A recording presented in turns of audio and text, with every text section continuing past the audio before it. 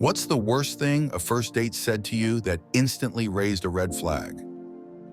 I met a woman out of the blue in a park while our kids were playing. We talked for a while, and then, as we were leaving, she said, "I never do this, but here's my number. Let's keep in touch." I was incredibly flattered. It really made my day. We texted frequently over the next few weeks and started making plans to meet up. But it was difficult, as her vehicle wasn't roadworthy enough to travel the highway, and my schedule was really hectic at the time. The texts started getting stranger. I told her about my job.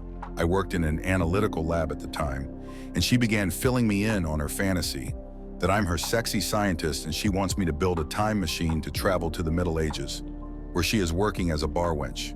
She was a fairly petite woman, but in her fantasy, she is specific that she weighed 350 pounds and had never taken a bath. It was my job to give her her first bath. That was the last real conversation we had. We never made it to a first date. What followed were several months of periodic, rambling texts about her feelings for me and how I was wrong to stop talking with her. People are weird. I was getting points like I was on a game show she was having inside her head. I'd open a door for her and she'd say out loud, "Opens the door for me, 100 points. Didn't pull out her chair? Negative 50 points. This continued all through the night. I asked her about it and she said, "Oh, it's nothing." After I dropped her off at her car when the date ended, she got out and asked if I wanted to go on another date.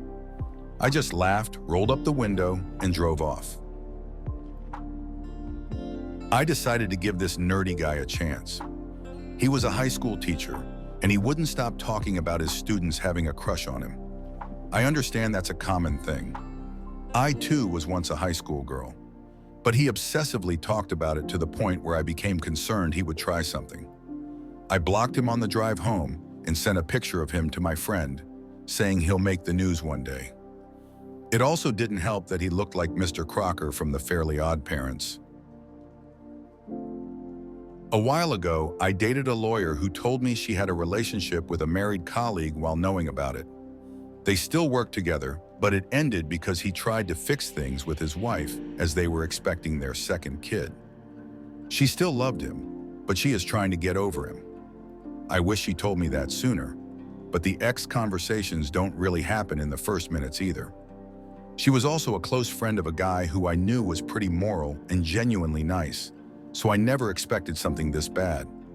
I wished her good luck at the end and just never spoke with her again. Also avoided lawyers completely after some stories she told me. I don't remember the exact wording, but this was from a dating site. First meeting, and dude initially suggested a couple of options I deemed unsafe. First, going to his apartment, and second, meeting up at a park that was already closed after dark. Eventually, he agreed to get food from a casual dinner spot, but he kept asking why I was so paranoid and didn't trust meeting him in person. I also, unfortunately, learned that he lived in my same apartment complex.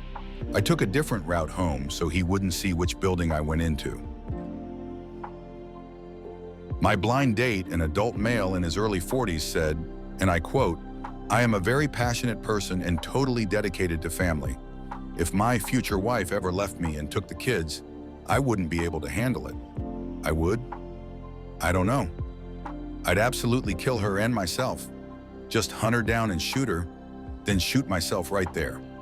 But I would spare the kids, of course." Yeah.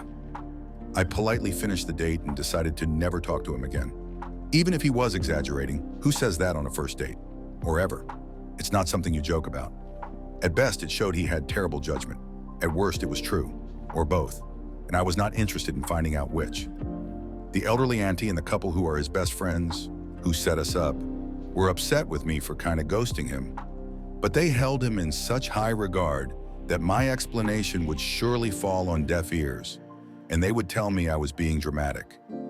If there's anything I've learned in life, it's that in the early days, like the first date, people tend to slip and tell the truth. I just shoulder shrugged and accept being labeled the asshole if it meant not having to ever speak to him again. It also helped me avoid these people ever force cajoling me into another blind date. I did not trust their judgment after that. That was a win-win for me. I was introduced to him by a friend at a weekend party at her parents' massive lake house. We hit it off and I slept with him the second night. I wasn't really looking for anything serious. He said, "I love you," right after we had finished. I found out that he had lost his virginity to his high school girlfriend, whom he was engaged to for 3 years, and had only just broken up with her a couple of months prior. I was the only other person he'd ever had sex with. I dated him for like a month and a half, mostly just for companionship. During that time, he asked if I would move in with him, consider marrying him in the near future, and having kids. He then reconnected with his ex, dumped me, and got re-engaged to her the day after he broke up with me.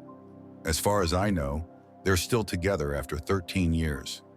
My heart wasn't broken or anything. I definitely saw the red flags right away.